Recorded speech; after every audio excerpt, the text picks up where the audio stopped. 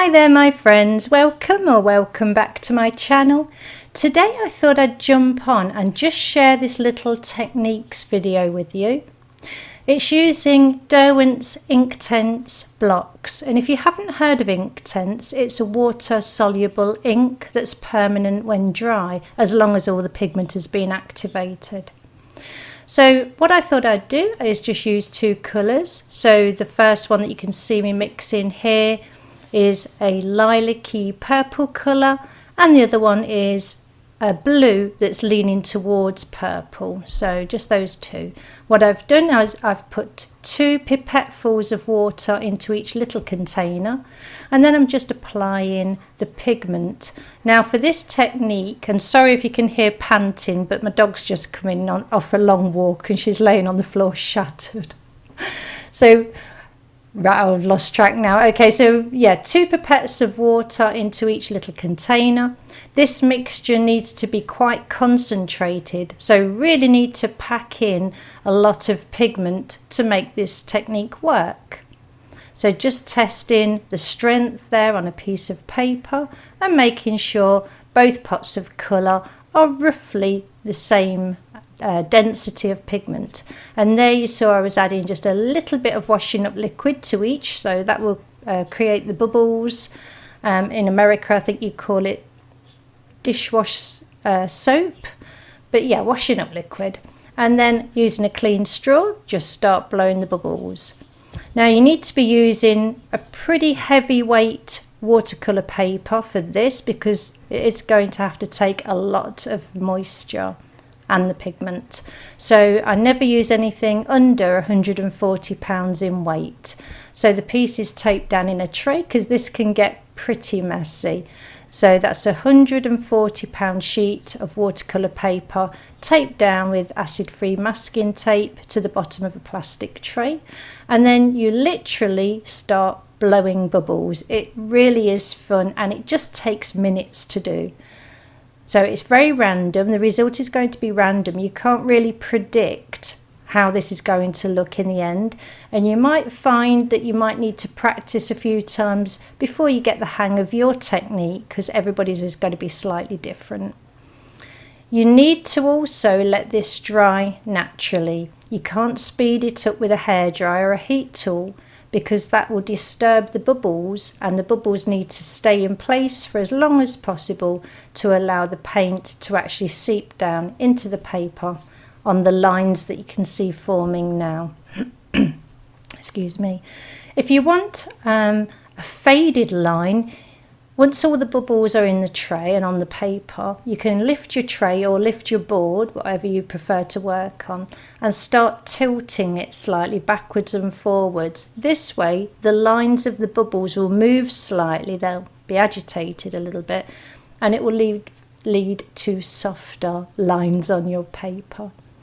So I do have a video already on my channel of a lizard on a dry wall. It looks like a dry wall. The dry wall effect was created using this technique, but with India ink. So I will link that in the description in case you want to take a look. But it's exactly the same process, and it really does get really messy. I never stay clean, hence the gloves, while doing this technique, but it's such fun, and it, as I said, just takes a few minutes, and some of the results can be amazing. Really love it. So there you go, we start adding these fizzy bubbles, as I call them. They're really compacted, tight, tiny bubbles, and what will happen is, by adding those to the top of the existing bubbles, given time, the pigment from those tiny bubbles will filter down through the bubbles and onto the paper. So it's like mixing the 2 pigments together. Now what I've done is I've transferred the pink pigment into the other cup, so we now have the 2 pigments mixed, blow a few bubbles, and we'll get that mixture onto the paper as well. So you don't have to use all the pigment that you've mixed, but in this case I just wanted the background to go a little bit darker. And it is hit and miss. Sometimes, you know, these backgrounds fail and they're not defined as much as I'd want them to be. And if that's the case, I just let the paper completely dry, turn it over, and then try again on the other side, so we're not wasting paper. Also, if the background turns out okay-ish and it isn't what you'd hoped it would be, then you could always chop it up for bookmarks or cut it into squares and laminate it for coasters. There's always something you can do with it. Or if it's already dry and you want it darker, then once it's dry, do it again. Put more bubbles on and see what effects you can make. So this is getting to the interesting bit, adding all of these bubbles. But yeah, do use a good quality, well, a heavyweight watercolour paper. This will work with cellulose paper, wood pulp paper. It doesn't have to be cotton paper or anything like that. And also, if you have ever had any paper where the sizing has gone, where the sizing has broken down, this technique will still work on that paper. So it's a good use of paper you might not use for anything else, or you might have bought yourself a big pad of paper and then realised it's not the paper that you actually like. Now we leave it to dry. That's the main thing, just let it dry. Oh, it looks like I've decided to add more bubbles. I thought that was the end then. Should have watched all of the video first before doing the voiceover. I might as well mention now, if you are enjoying my content on my channel, or if you're new here, please like and subscribe. It really helps the algorithm. And if you know anybody that would be interested in any of my content, or this video in particular, then please share, because that helps the algorithm too. Even if you just hit the share button, but you don't actually share it with anybody, that helps also. So we leave it to dry, that's it. And there you have it. So I let it dry well over 24 hours.